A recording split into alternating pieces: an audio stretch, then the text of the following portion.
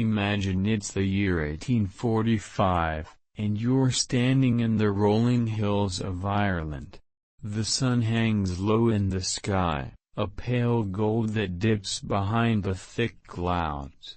The wind brushes your skin, carrying with it the sweet, musty scent of freshly turned earth.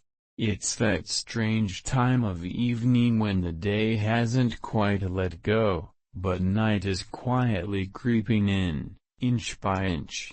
A perfect moment for a stroll, right?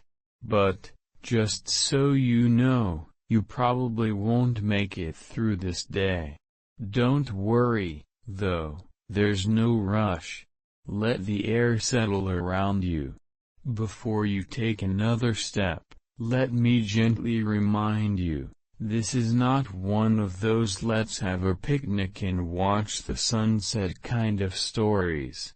This one is about something darker, yet somehow still strangely soothing when you slow down and take it all in. The Irish Potato Famine. You've heard of it, I'm sure, who hasn't? But what if you could step into those years, feel the chill of the earth beneath your feet, smell the dampness of the crops, and truly understand what it meant to live through such a tragedy? Maybe you're lying on your bed now, curled up with a cup of tea, or perhaps even fighting off the urge to snooze.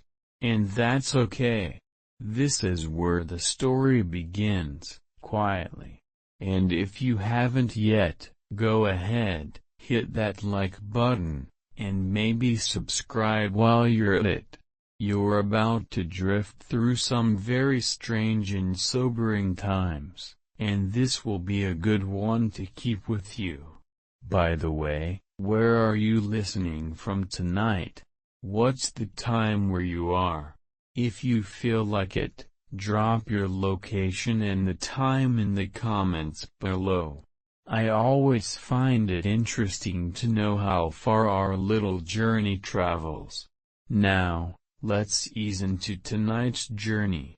It's the 1840s, and you're in a small Irish village, surrounded by green fields as far as the eye can see. The potatoes, those glorious little tubers, are almost ready for harvest. This is the main source of food for many here. You can hear the faint sounds of chatter in the distance, the occasional neigh of a horse, and the soft rustle of the leaves. The air smells like earth and rain, with a bit of dampness. But there's something different today. Something feels off. As you walk along the narrow dirt path, you glance down at the earth beneath your feet, feeling the crispness of the cool air on your face. The potatoes in the ground are growing well, plenty of food for the winter. At least, that's what you hope. There's no reason to suspect anything is wrong. But it's funny, isn't it? How life has a way of throwing curveballs, even when everything looks fine. Suddenly, an uneasy thought creeps in.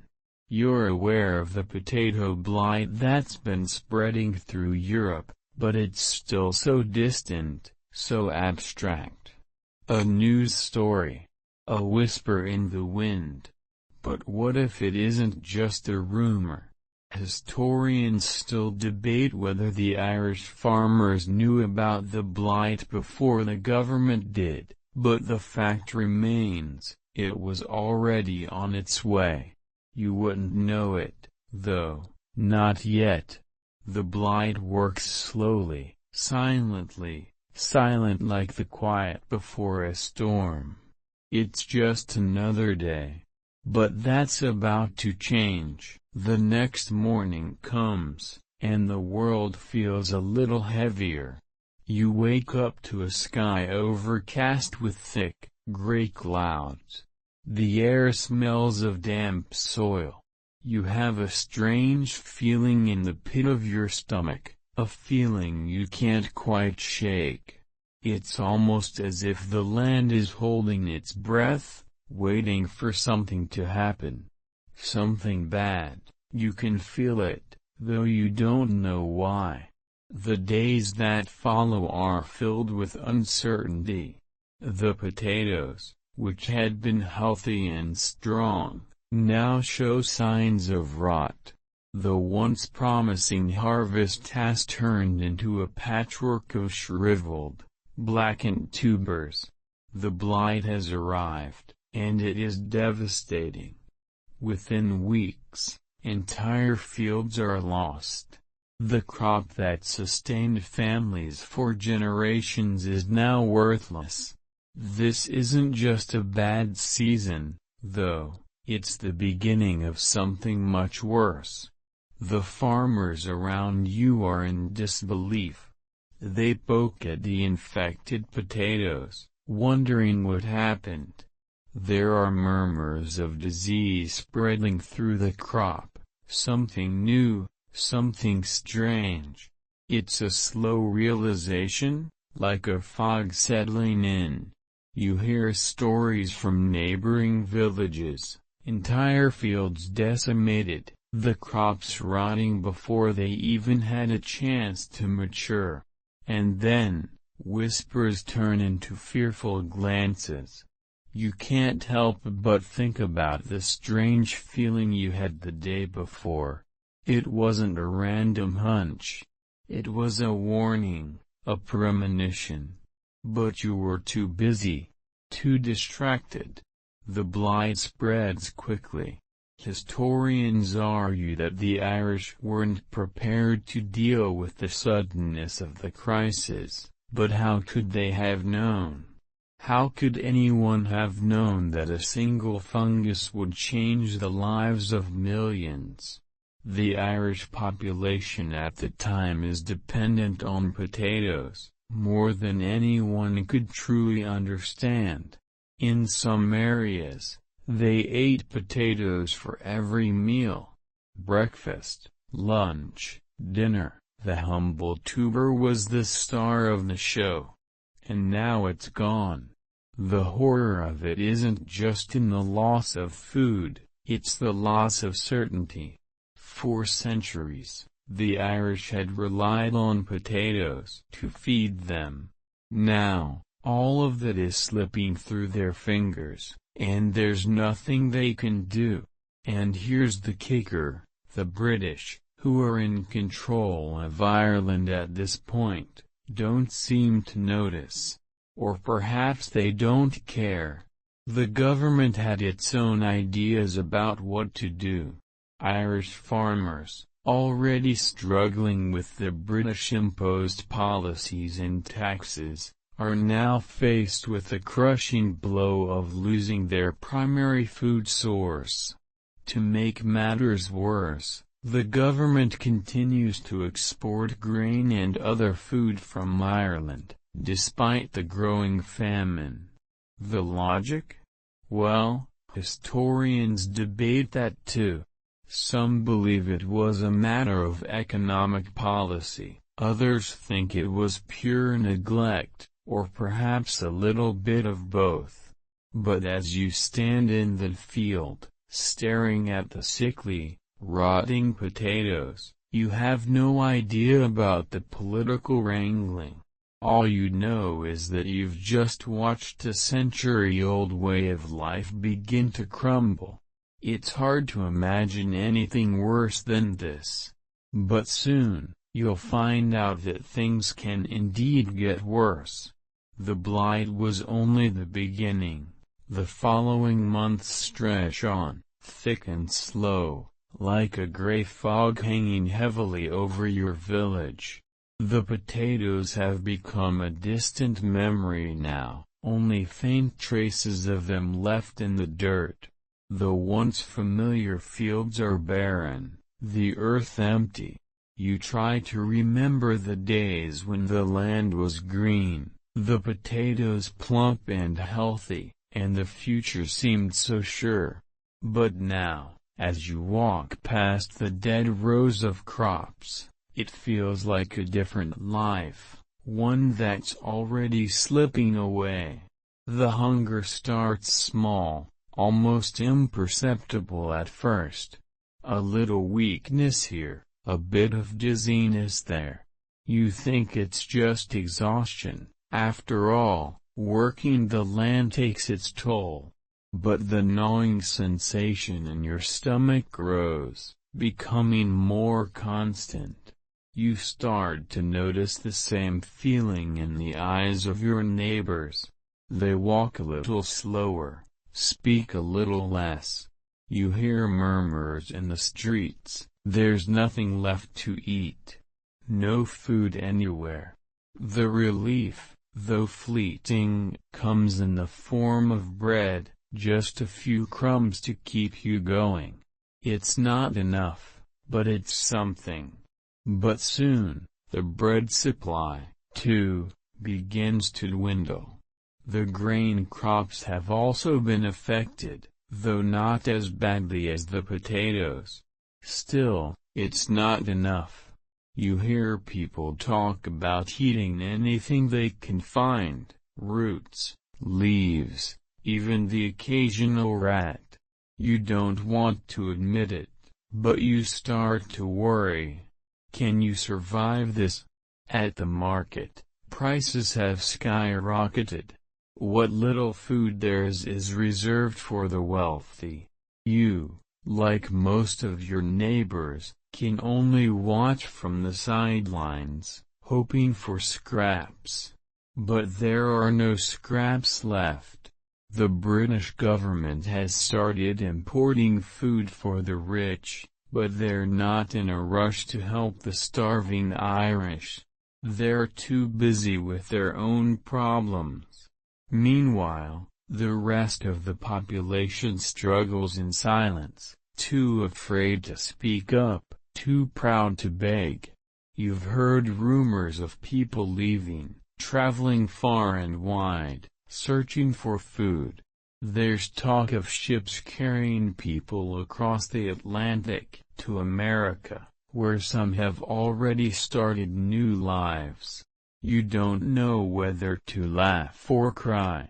The thought of leaving everything behind, of crossing the ocean to an unknown land, seems both absurd and desperate.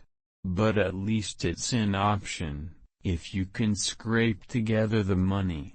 You're not alone in your thoughts. Around you, the landscape has changed, not just in terms of the crops, but in the eyes of the people.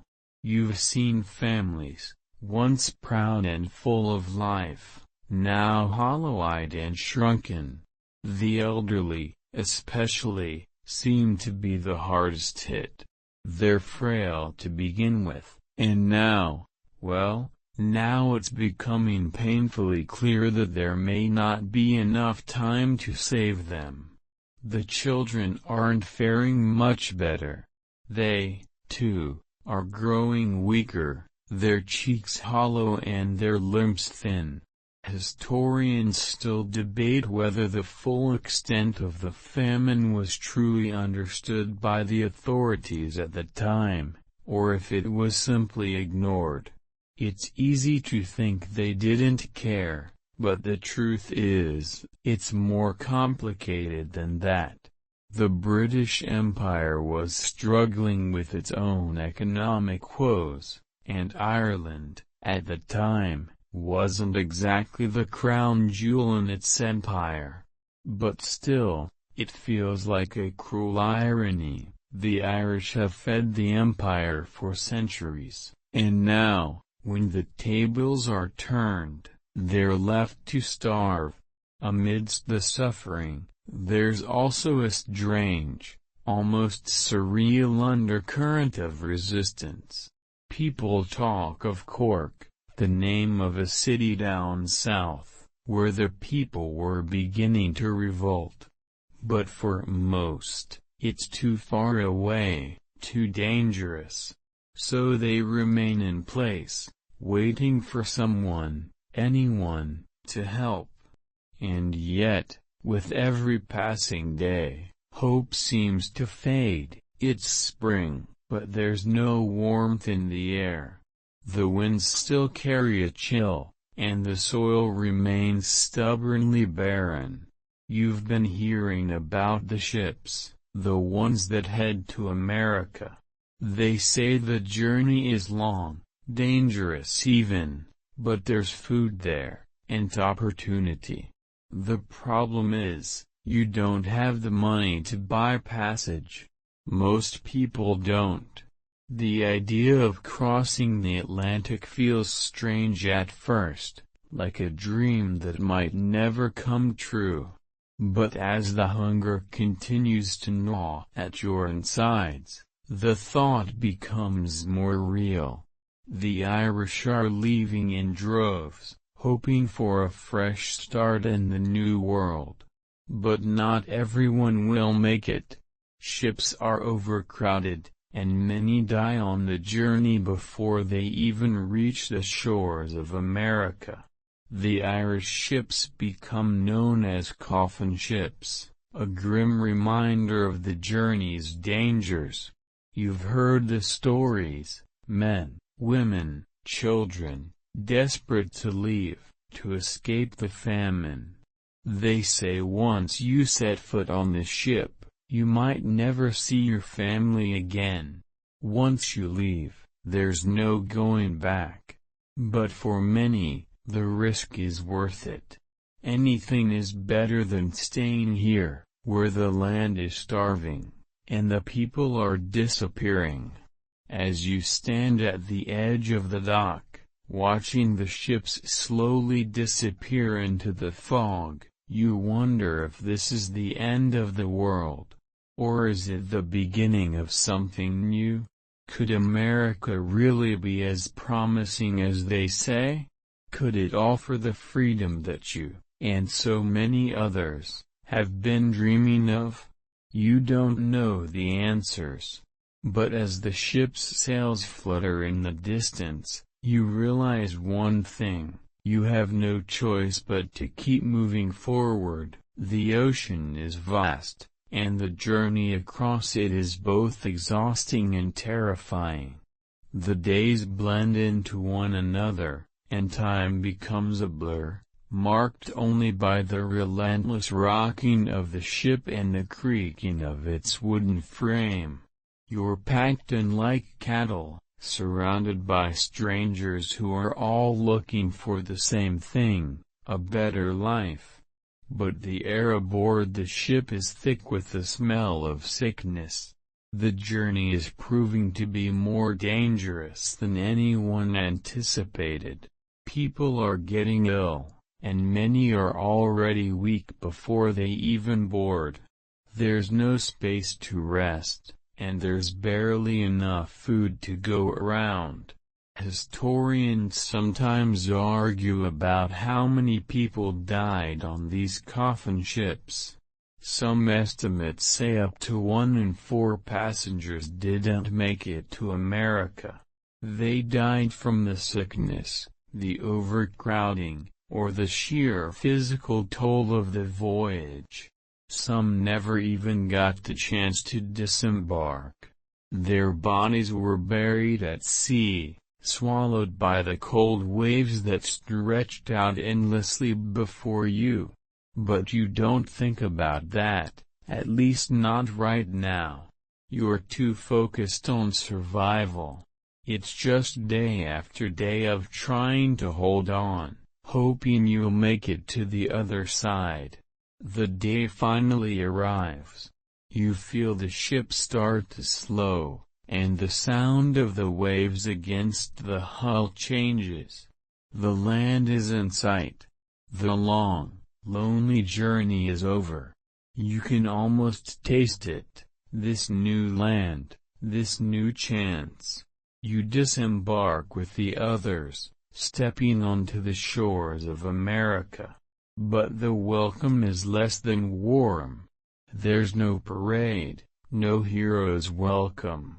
Instead, there's a long line of tired, sick people, waiting for the health inspectors to examine them. You're one of them. The officials are cold, businesslike. They ask questions, take notes, and then point you toward a group of people who are being processed. There are some that look familiar, perhaps they're fellow Irishmen, but many of them are strangers, people who have also left their homelands, hoping for the same things. It's hard to believe you're here now, in this strange place. You hear the chatter of different languages, the hustle of workers, and the strange sound of something unfamiliar, perhaps the promise of opportunity, of hope. But it doesn't feel like that, not just yet. Instead, it feels like a pause, a moment of stillness before everything truly begins. There's an uncertainty here, too. America may offer opportunity, but it's not as kind as you might have hoped. The land, while abundant, is also full of its own struggles. The Irish immigrants, particularly those from the famine, are often greeted with suspicion. You can already feel the tension in the air. They call it nativism, a deep-rooted prejudice against newcomers. You don't have a choice but to face it. You're in America, sure, but it's a land that has its own rules and ways of doing things. And you're going to have to figure out how to fit into it. The first few days are spent navigating the city streets, trying to find somewhere to sleep, somewhere to eat. Some people get lucky and land jobs right away. But for most, it's a hard road ahead. There's a lot of work to be done, and not enough hands to do it. It's easy to feel lost among the hustle, but you hold on to the hope that this is only the beginning. Things can only go up from here. Historians often say that the Irish immigrants who came over during the famine were the backbone of America's Industrial Revolution.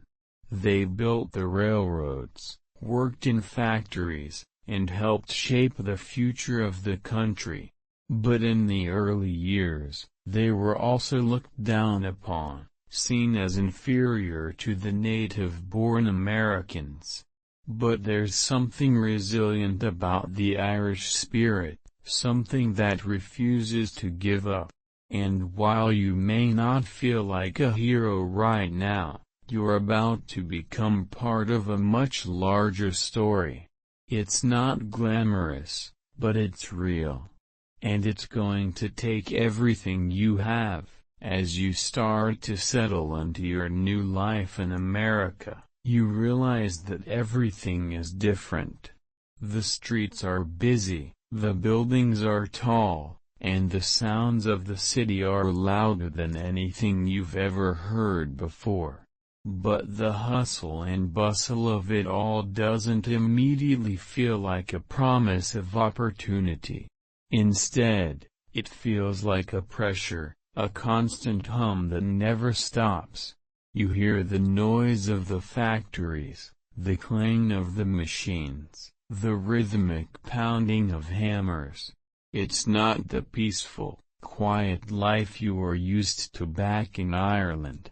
No, this place is all about movement. You can't stand still here for too long without feeling the push of it all. The work is hard, long, and often thankless. But it's work, and that's what you need. It's no surprise that many Irish immigrants end up living in what they call tenement houses. These are overcrowded, poorly built buildings that house dozens of families in small, cramped apartments. The walls are thin, the floors creak, and the air smells stale. But they're cheap. And for people like you, that's all that matters. You share your living space with strangers. Some of them are from Ireland, like you. Others come from Italy, Germany, or Poland. It's a melting pot, sure, but it's not the harmonious picture the advertisements promised. Instead, it's more like a chaotic swirl of different languages, different customs, and different struggles. But over time, you begin to notice something: the Irish stick together. You form tight-knit communities, helping each other out when the going gets tough. The Irish neighborhood becomes your home, a small corner of the world where you can breathe and remember who you are. But even as you build a life for yourself here, there's always the looming shadow of the past. The famine, the hunger, the loss, it's all still there, hanging in the background like a dark cloud. You're not the only one who carries this weight. All around you, your fellow immigrants are struggling with the same memories. There's a shared trauma, a common experience that bonds you together. Historians note that while many Irish immigrants eventually found success, the trauma of the famine followed them for generations. It was a scar that couldn't be easily healed. And yet, somehow, you managed to push through it. You're surviving. And maybe, just maybe, that's enough. But as you move forward, you can't help but wonder, what could life have been like if things had gone differently? What if the blight hadn't arrived? What if the famine had never happened? Would you have stayed in Ireland, tilled the land, and lived a life in the fields? You'll never know. But one thing is for sure, what you've lived through has shaped you in ways you can't yet understand. And that's the story of so many Irish immigrants. It's a story of survival, of loss, of hope, and ultimately, of finding a way to keep moving forward. As time passes, the daily grind of survival in America begins to shape you. You learn quickly that being Irish is both a badge of pride and a mark of distinction, though not always in the way you would like. There's a subtle animosity directed toward the Irish, a suspicion and an undercurrent of disdain. Nativists, the ones who were born here, who claim America as their own, look at you and see a symbol of everything they fear: poverty, disease, and a kind of foreignness that makes them uneasy.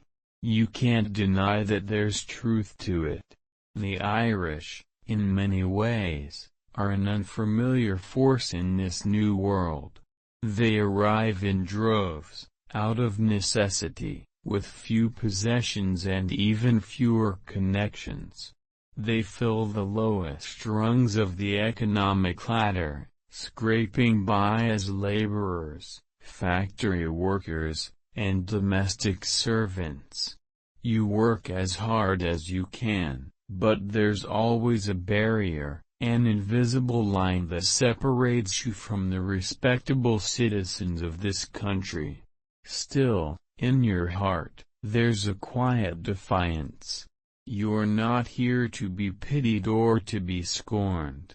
You've survived the worst thing that could possibly happen to a person: starvation, displacement, the loss of a homeland, and here you are, still breathing. You are part of the new world now, whether they like it or not. And the more you fight to make your way, the more you begin to see the truth. Those who came before you were the ones who helped build this country. In the tenements, you meet others who share your story. There's Mary, a widow who's been scraping by for years. She works as a laundress, her hands worn from hours of scrubbing clothes. Then there's Patrick, a former farmhand who's now laboring in the factories.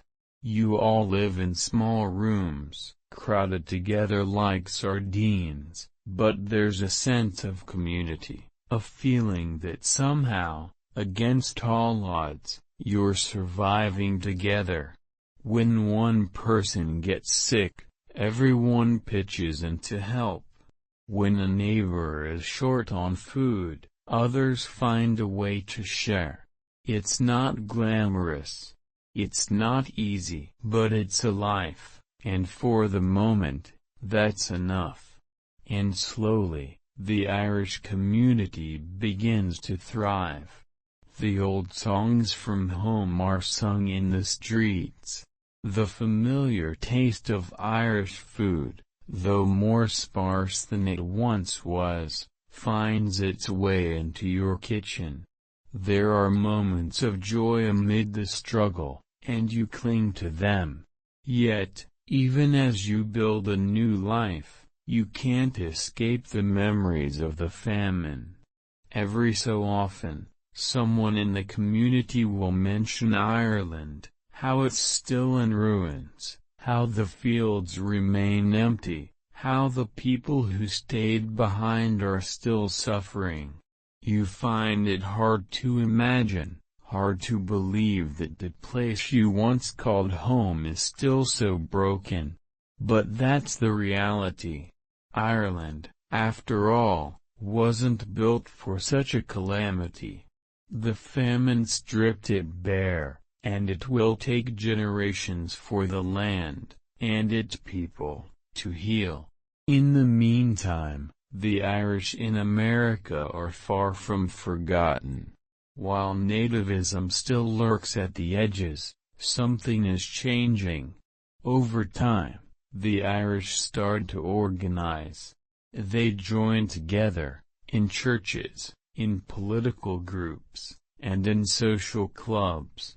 Slowly but surely, they start to shape the future of this country. It's not easy, and it's not immediate. But the legacy of those who survived the famine is felt in every labor union, every Irish politician who rises to power. You can already see the first glimmers of change. The Irish are starting to fight for their place in America, not as immigrants or outsiders, but as citizens, equal and full participants in the story of this nation. The years roll on, and the struggle begins to fade, like the distant memory of a dream you can't quite grasp. The Irish who arrived as refugees from famine-stricken Ireland are now the fathers, mothers, and grandparents of a new generation. The city has changed, and so have you. The factories are still there, but now, there are Irish men and women working in positions of power, jobs that once seemed impossible to reach. Your children, who once played in the alleyways of the tenements, are now going to school, learning English, and finding opportunities that their parents could only dream of. It's a subtle transformation, but it's there. The Irish, once scorned and rejected, are starting to take their place in the cultural and political fabric of America. You see it in the way people speak to you now, in the way your accent doesn't seem so foreign. You hear the old jokes, Irish need not apply, but they don't sting as much anymore. In fact, now there are Irish policemen, Irish teachers, even Irish politicians. You might not have known it, but the survival of your people has already started to change the course of history. The memories of the famine still linger, though. Even as you sit in your new home, with your family gathered around the table, you can't forget the horrors of those days. Your children ask about Ireland, and you tell them what you remember. You tell them about the hunger, the suffering, and the exodus. But you also tell them about the resilience of the people.